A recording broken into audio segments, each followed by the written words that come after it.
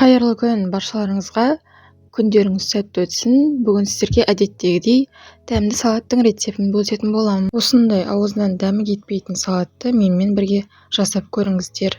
Және менің каналыма тіркеліп, лайк басып, комментарий қалдыруды ұмытпаңыздар.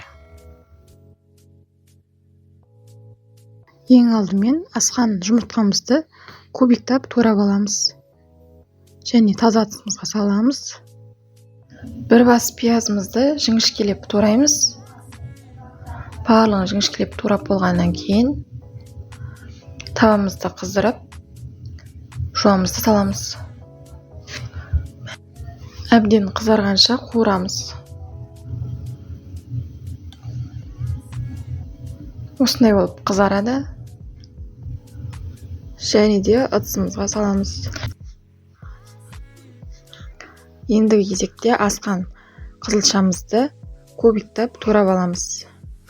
Мен қызылшаны молдау қостым. Молдау қоссаңыздар өте дәмді болып шығады. Және ыдысымызға саламыз.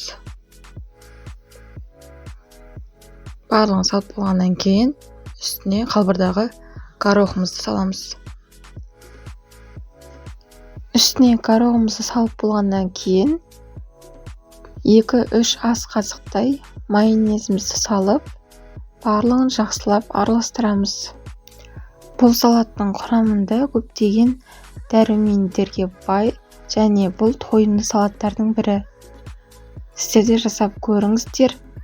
Видео сіздерге ұнаса, лайк басып, комментарий қалдыруды ұмытпаңыздар.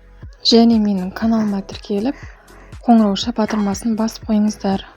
Ас болсын.